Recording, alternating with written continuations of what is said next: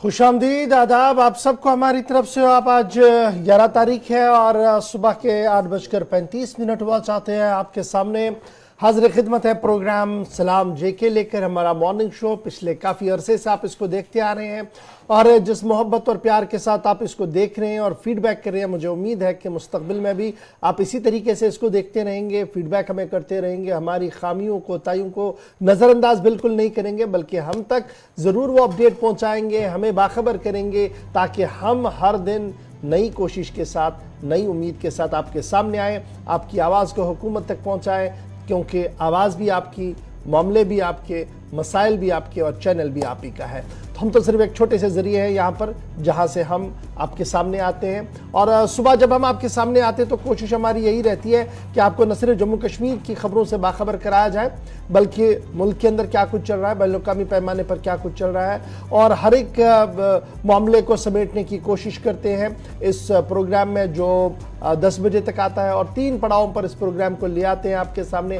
पहले और दूसरे मरहले में लगातार खबरें होती हैं और 9:40 के बाद जब आते हैं तो आप और हम गुफ्तगू करते हैं, मसाइल के हवाले से बात करते हैं, आप हमारी फ़ोन लाइन्स पर बात करते हैं और वो वक्त होता है 9:40-42 के आसपास और आखिरी 10 से 15 मिनट आपके लिए वक्त रखे जाते हैं। आज भी ये तय फॉर्मेट इसी तरीके का रहेगा, लेकिन सबसे पहले आज आपको बताते हैं कि हिस्ट्री ऑफ द डे में आज क्या कुछ है, क्योंकि तारीखी पस मंज़र में जब हम खंगालने की कोशिश करते हैं, जानने की कोशिश करते हैं कि एक लंबी फहरिस्त होती है, लेकिन उसमें से चंद अहम वाक़यात क्या कुछ आज रोनुमा हुए हैं बताएंगे मेरे साथी आसिफ रशीद दिल्ली स्टूडियो में मौजूद है। खुश आमदीद, गुड मॉर्निंग, बहुत बहुत स्वागत, इस्तकबाल है आप सभी का। प्रोग्राम आप सलाम जी के देख रहे हैं दिल्ली के स्टूडियो से बराह रास्त। आगाज करते हैं हिस्ट्री ऑफ द डे से। इतिहास में आज क्या कुछ खास है, तारीख क्या बताती है। 11 अक्टूबर है आज, साल 2022। 1737 में आज ही के दिन कोलकाता के अंदर, जहां जल्जले से 3 लाख से ज्यादा लोगों ने अपनी जान गंवा दी थी, तबाहकुन जल्जला अब तक की तारीख का माना जाता है मगरबी बंगाल के अंदर। 1932 में न्यूयॉर्क अमेरिका के अंदर सियासी मुहिम के लिए पहली नशरियात हुई। तारीख 11 अक्टूबर थी, साल था 1932। 2000 में आज से 22 वर्ष कबल जनूबी अफ्रीका में क्रिकेट बोर्ड ने हैंसी क्रोनिया पर ताहियात यानी पूरी जिंदगी के लिए पाबंदी आयद कर दी और आज तक वो खेल के मैदान पर भी नजर नहीं आती, क्योंकि फिक्सिंग जैसे मामला और दीगर चीजें जो उनकी उस वक्त सामने आई थी, आईसीसी के कवानीन का हवाला देते हुए जनूबी अफ्रीकी क्रिकेट बोर्ड ने उनके खिलाफ ही कार्रवाई अमल में लाई थी। 1852 में आज ही का दिन था, 11 अक्टूबर का, जब ऑस्ट्रेलिया में सिडनी के अंदर यूनिवर्सिटी का आगाज हुआ। 11 अक्टूबर 1852 को दुनिया भर की बड़ी यूनिवर्सिटियों में जिस यूनिवर्सिटी को शामिल किया जाता है वो सिडनी यूनिवर्सिटी आज के दिन शुरू हुई।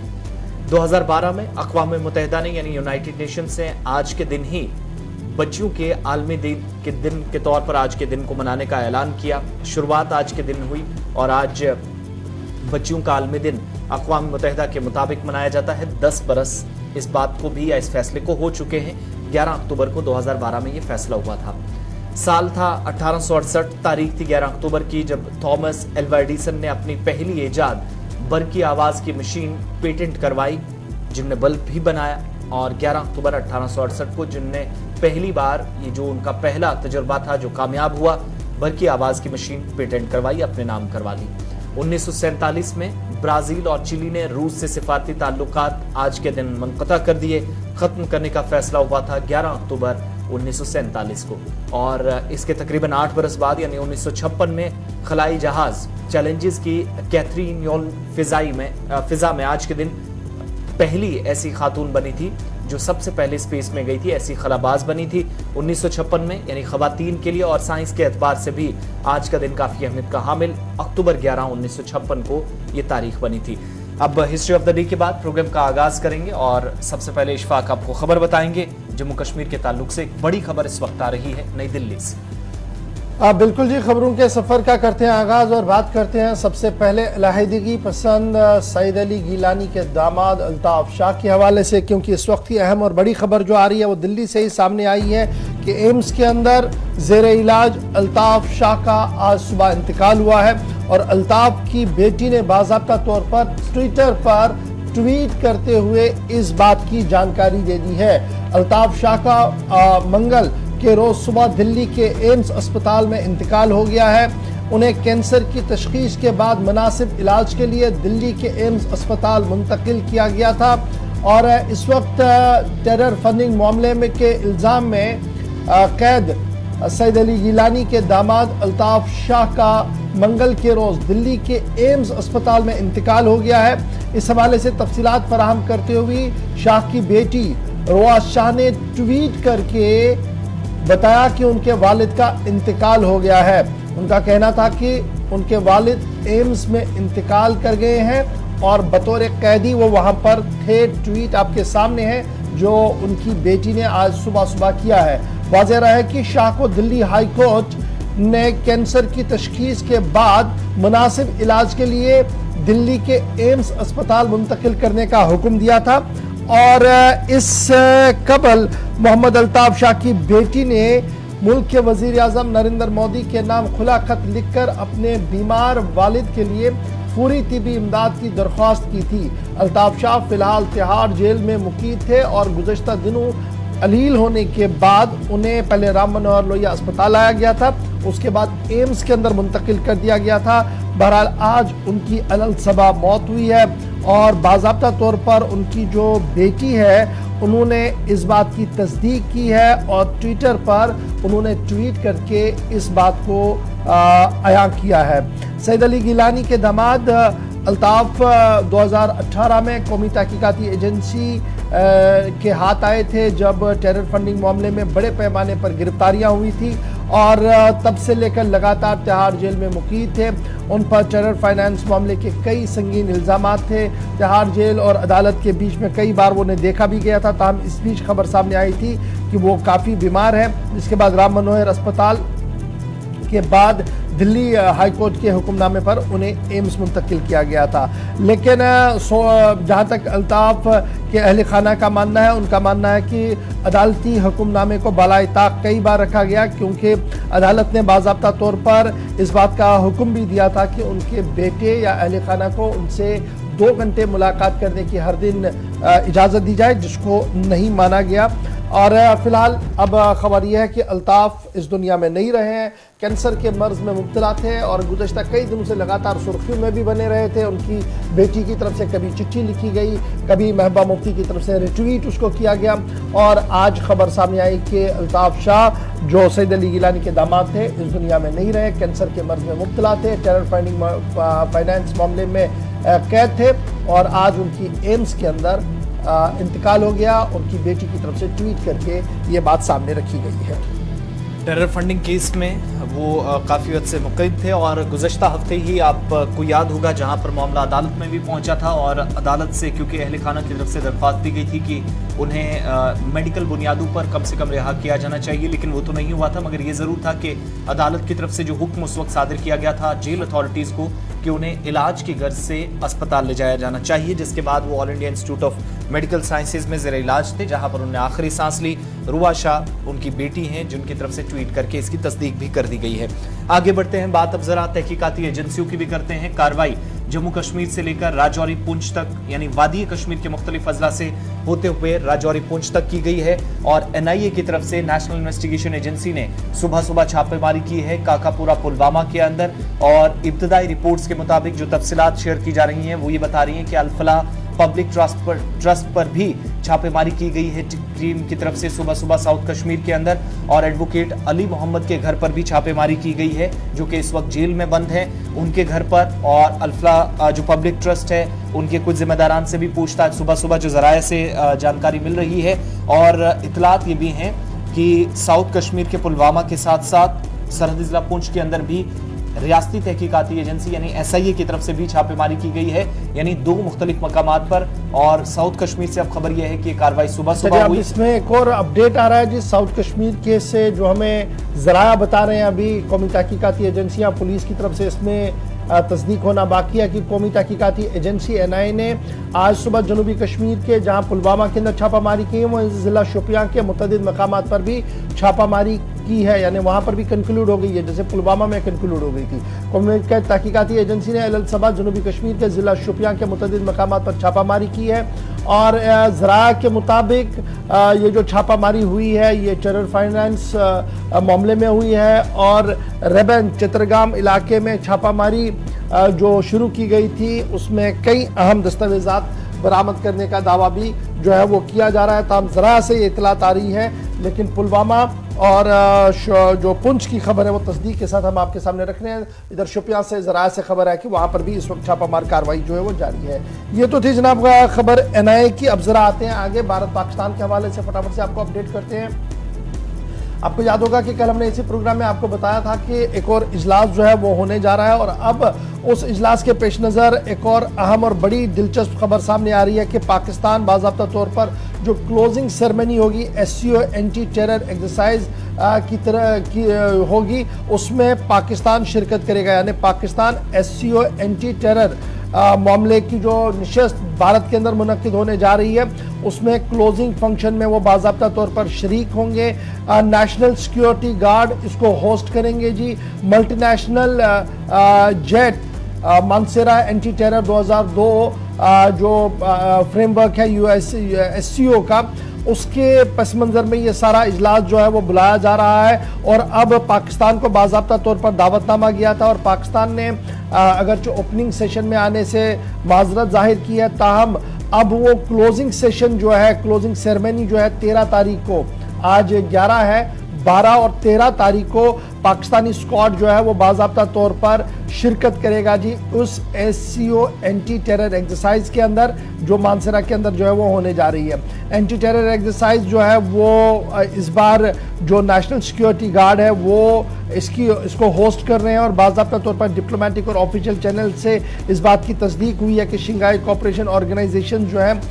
उसके तहत ये जो फंक्शन होने जा रहा है, एंटी टेरर एक्सरसाइज जो हो रही है, उसके क्लोजिंग सेरेमनी में अब पाकिस्तान की तरफ से बाज़ाब्ता तौर पर जो है वो शिरकत होगी। और इसकी तस्दीक पाकिस्तानी जो मुख्तलिफ ज़राया है उनकी तरफ से भी की गई है। डिप्लोमेटिक चैनल जो पाकिस्तान के अंदर है उन्होंने भी इस बात की वजाहत कर दी है, क्योंकि वॉर अगेंस्ट टेरर में पाकिस्तान का एक नुमायां रोल है जी, और हम बिल्कुल ये चाहते हैं कि इस तरीके के कार्रवाइयाँ आगे भी बढ़े, आपस में तालमेल हो। यही वजह है कि जो डेलीगेशन है वो इस बार आएगा, और पाकिस्तान का जो national terror counter terror centre है वो खैबर पख्तूनख्वा और दीगर इलाकों के वहाँ के टॉप लीडर्स जो है, मिलिट्री लीडर्स जो है, वो इस क्लोजिंग सेरेमनी में ज़रूर आएंगे जो SCO की तरफ से किया जा रहा है। और इस बार 13 तारीख को ये क्लोजिंग होगी, और ये माना जा रहा कि ये काफ़ी बड़ी पेशरफ्त होगी भारत पाकिस्तान को लेकर, अगर ये सही सिमत में चलती है। फिलहाल 13 तारीख का सबको इंतज़ार रहेगा। भारत पाकिस्तान की अफवाज मशकों के बाद अब एक साथ इस आखिरी सेरेमनी में या जो इख्तितामी तकरीब है उसमें सामने आने जा रहे हैं। आगे बढ़ते हैं, बात अब ज़रा करते हैं जम्मू कश्मीर इंतज़ामिया की कारकर्दगी की भी, जहां पर जम्मू कश्मीर के अंदर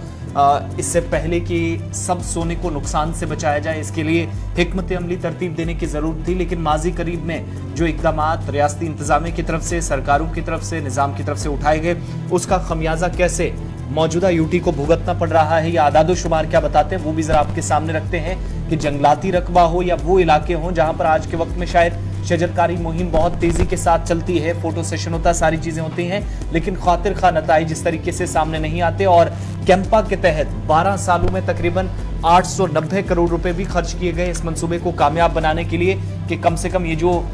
डिफॉरेस्टेशन का सिलसिला है या जो दरख्तों की कटाई का सिलसिला है, अगर कहीं पर होता है मंसूबों के दौरान या कहीं पर भी किसी हिकमत अमली के तहत, तो उसको ख़त्म करके दरख्तों का लगाना या फिर सब सोने को नुकसान से बचाने के लिए हिकमत अमली तरतीब देकर काम चलाया जाए। लेकिन मौजूदा वक्त में जम्मू कश्मीर के अंदर कैसे, एक तो वो हिस्से जहां पर आज के वक्त में शायद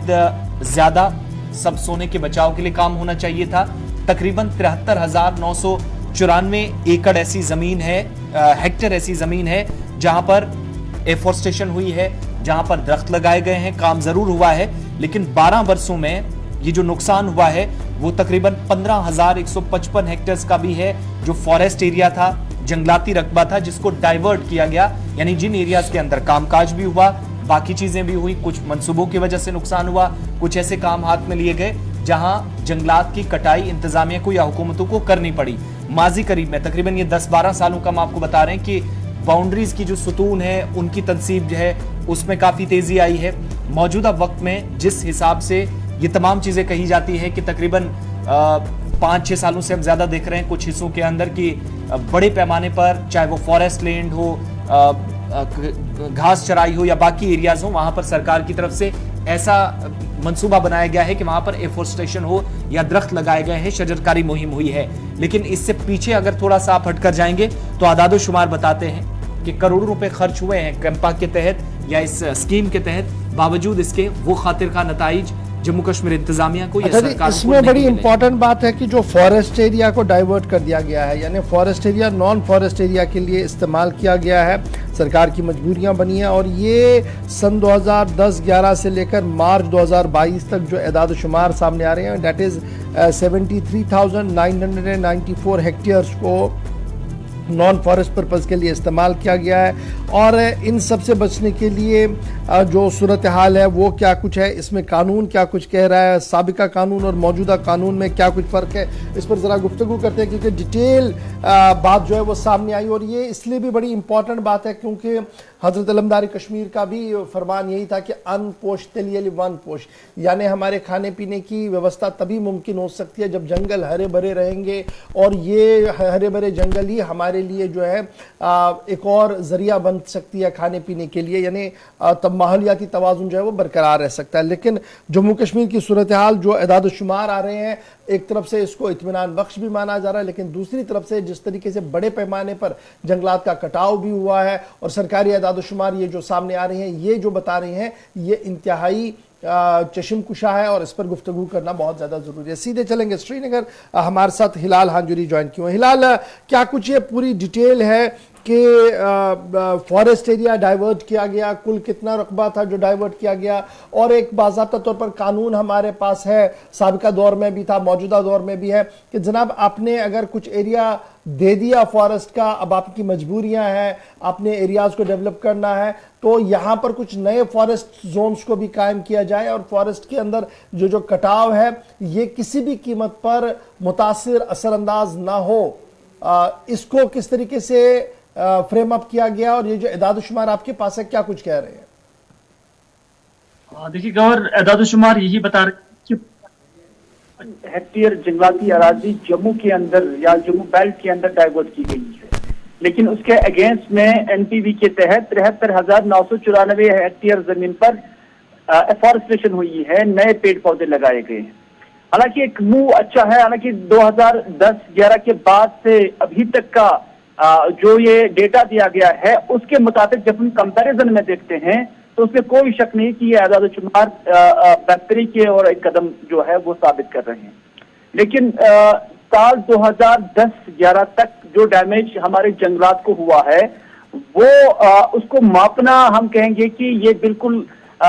हमारे हद इख्तियार से दूर है, क्योंकि उस कदर उस हमारे जंगलात का डैमेज हुआ है।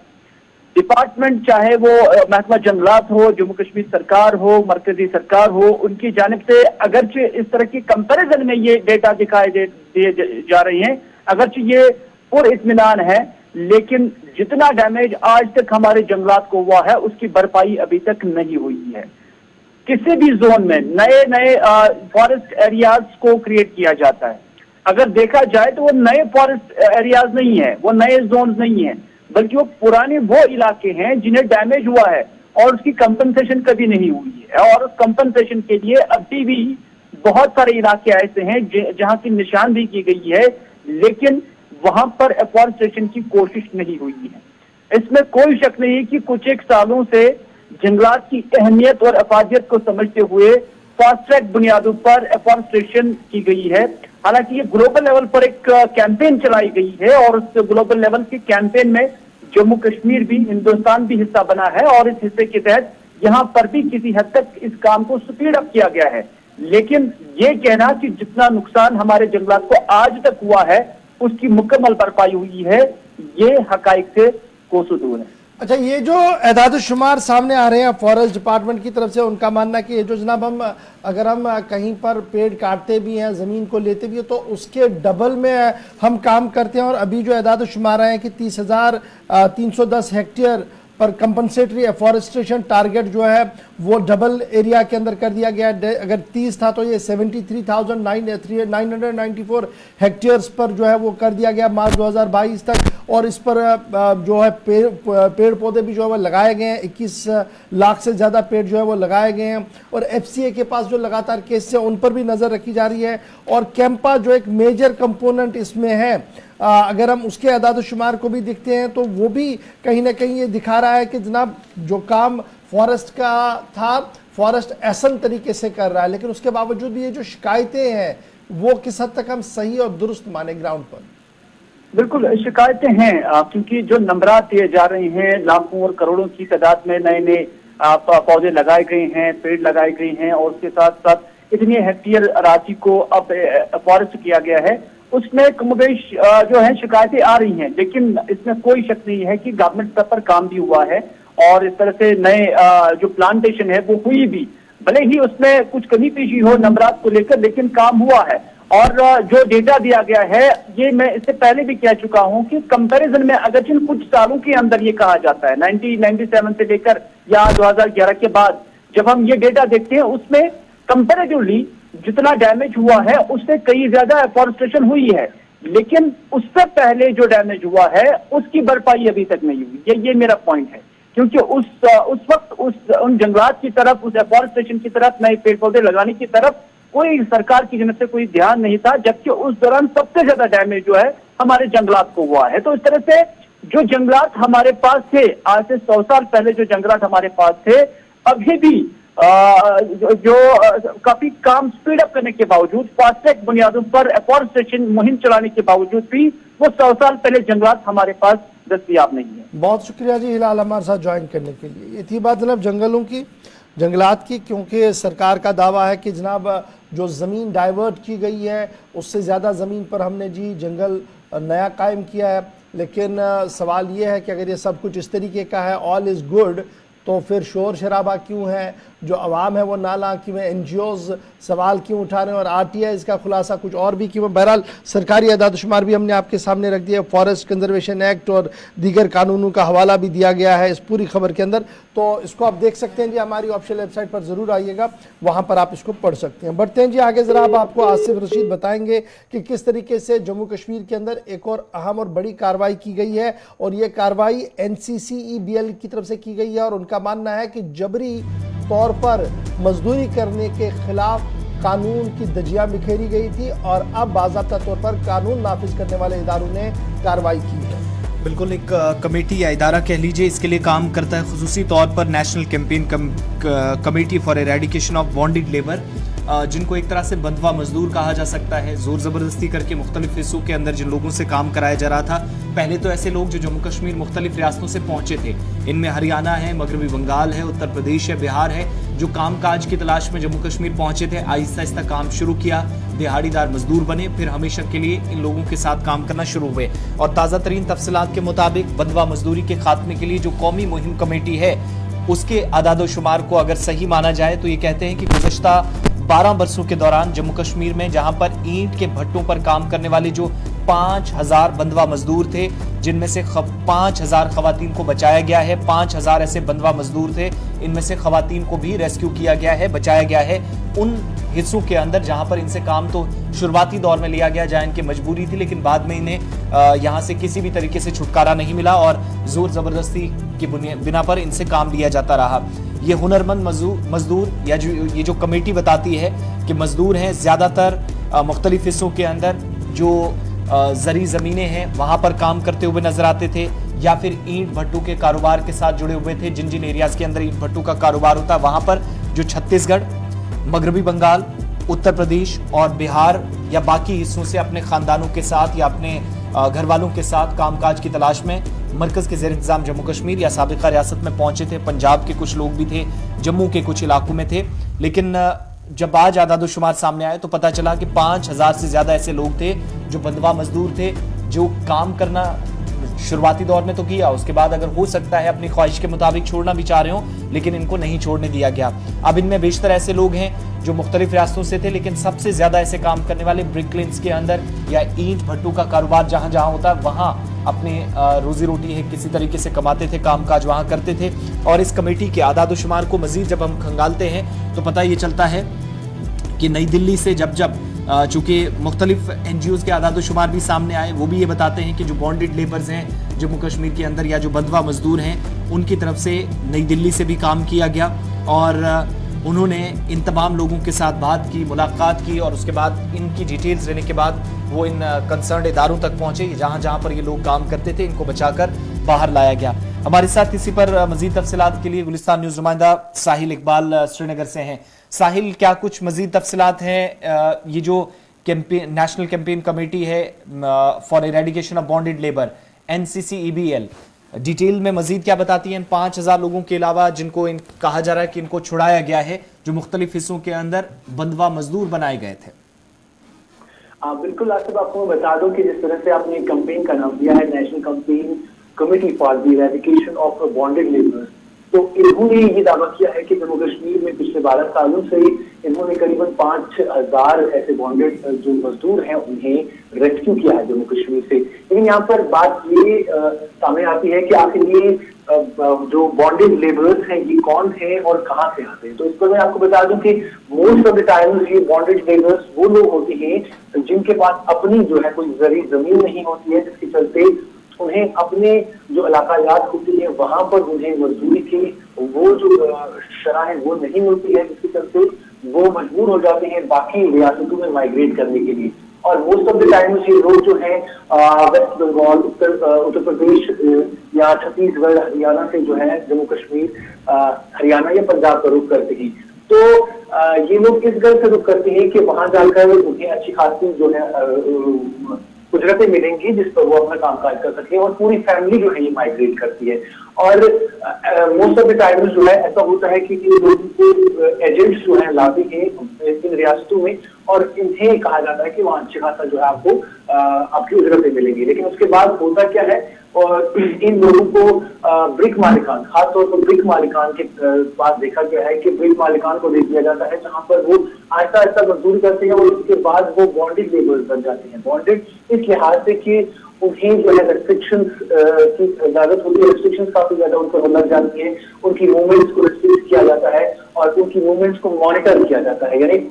इस तरह की भी देखा गया है कि अगर ये लोग जो है ब्रिक क्लिनिक में काम करते हैं, अगर उनका कोई फैमिली उनको बीमार पड़ जाता है तो सिर्फ एक ही बंदे को, एक ही फैमिली मेंबर को उसके साथ अस्पताल जाने की इजाजत दी जाती है और बाकी लोगों को लगातार उस ब्रिक केमिकल में जो है काम करना पड़ता है तब तक जब तक ना वो वापस आ जाए। और ऐसा इसलिए भी किया जाता है कि उन्हें डर रहता है, ब्रिक मालिकान को इस बात का डर रहता है कि कहीं ये पूरी फैमिली जो है माइग्रेट या वहां से भाग रह जाए। और अगर वो लोग जो है किसी दूसरे काम को प्रेफर करते हैं, ब्रिक क्लिनिक को छोड़कर किसी दूसरे काम को प्रेफर करते हैं तो वो भी उनसे करने नहीं दिया जाता है। और इसके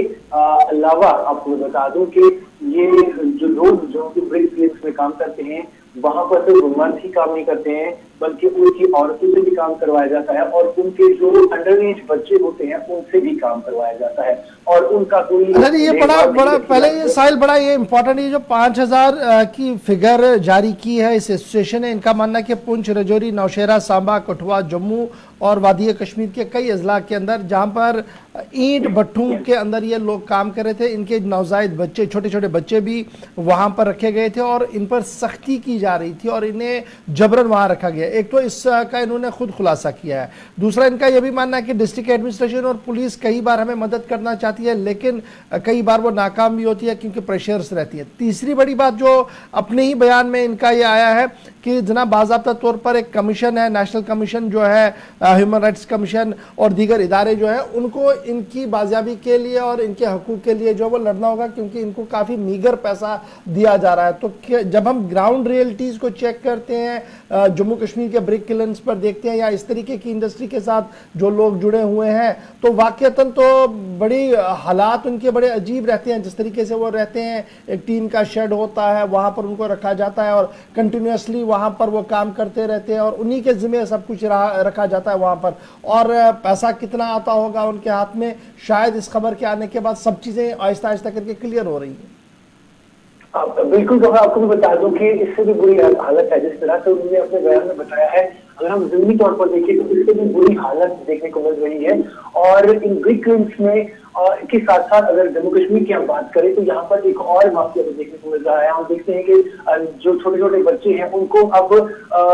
جو ہے فورسلی بھیک منگوائی جاتی ہے, اور عام طور پر ہم سگنل پہ دیکھتے ہیں اتنی زیادہ بھنڈار ہوتی ہے بچوں کی, اور بہت زیادہ لوگوں کو وہ تنگ بھی کرتے نظر آتے ہیں. اور اس پر جو ہے اس آرگنائزیشن کے کنوینئر نے بھی کہا ہے کہ جب بھی انہوں نے کوشش کرتے ہیں ان لوگوں کو وہاں سے بچانے کی تو وہ بھی اپنے آپ میں ایک بہت بڑا رسک ہوتا ہے, کہ کبھی کبھی انتظامیہ بھی پریشر میں آ جاتی ہے, پولیس بھی ساتھ نہیں دیتی ہے, اور جو کر کے وہ ان کو ریسکیو کر لیتے ہیں. اس کے بعد انہیں ایک سرٹیفکیٹ بھی چاہیے ہوتا ہے, جو ریلیز سرٹیفکیٹ ہوتا ہے, جو کہ ڈسٹرکٹ مجسٹریٹ دیتا ہے. انہوں نے کہا کہ وہ لینے میں بھی انہیں مشکلات آتی ہیں, کیونکہ ڈسٹرکٹ مجسٹریٹ کبھی کبھی اس بات سے انکار ہی کر دیتے ہیں کہ ان کے علاقے میں اس طرح کی چیزیں ہوتی ہیں, تاکہ بڑا امپورٹنٹ رول تو یہاں پر لیبر کمشنر آفس کا بھی بنتا ہے, لیبر کمشنری کا بنتا ہے, جو شاید اپنے دفتروں سے شاید ہی کبھی باہر آتے ہو اور اس طریقے کے کارخانوں کے اندر جا رہے ہو جہاں پر وہ دیکھیں کہ جو غیر ریاستی مزدور آ رہے ہیں یہ کس قسم پرسی کے شکار ہے, یا جو صورتحال مزدوروں کی ہونی چاہیے تھی, جو اجرت انہیں ملنی چاہیے تھی, کیا معقول اور مناسب اجرت انہیں مل رہی ہے, کیا مناسب ٹائم پر ان کو چھٹیاں مل رہی ہیں. وہاں پر بھی تو یہ حساس ادارہ جنہیں کافی بہت پہلے جاگنا چاہیے تھا, وہ ابھی تک بھی کہیں اتنا فعال اور متحرک نظر نہیں آیا. بالکل بہت, جس طرح سے آپ نے کہا کہ لیبر کمیشن یا اس طرح کے جو ادارے ہیں وہ بالکل جموں کشمیر کی اگر بات کریں تو بالکل گہری نیند میں سوئے ہوئے ہیں, اور بالکل بھی انہیں اس بات کا اندازہ نہیں ہے کہ کس طرح سے یہاں پر وائلیشن ہو رہی ہے. اور خاص طور پر جو بچوں کے ساتھ جڑے ہوئے جو تنظیمیں ہوتی ہیں وہ بھی کہیں نہیں دکھائی دے رہی. چلیے بہت شکریہ جی ہمارے ساتھ ساحل جوائن کرنے کے لیے. ساحل اقبال ہمارے ساتھ جوائن کیے ہوئے تھے سری نگر سے. فی الحال چھوٹا سا بریک ہوگا, یہاں پر بریک کے اس پر آئیں گے تو آپ کو بتائیں گے کہ انڈین ایئر فورس کی کاروائی کہاں پر ہونی ہے. اس کے ساتھ ساتھ آپ کو بتائیں گے کہ ایک اہم آرڈر آج جاری ہونا ہے, وہ آرڈر کیا کچھ ہو سکتا ہے اس پر بھی گفتگو کریں گے. وزیر اعظم صاحب اگر گجرات کے اندر ہے لیکن بات جموں کشمیر کی ہوئی ہے, اس پر بھی گفتگو ہوگی, اور بات ذرا ہیلی کاپٹر سروس کی بھی آپ کے سامنے رکھنے کی کوشش کریں گے, اور آپ کو بتائیں گے کہ مرحلہ وار طریقے سے اب کیا کچھ مرکزی حکومت جموں کشمیر کے اندر کرنے جا رہی ہے. چھوٹا سا بریک.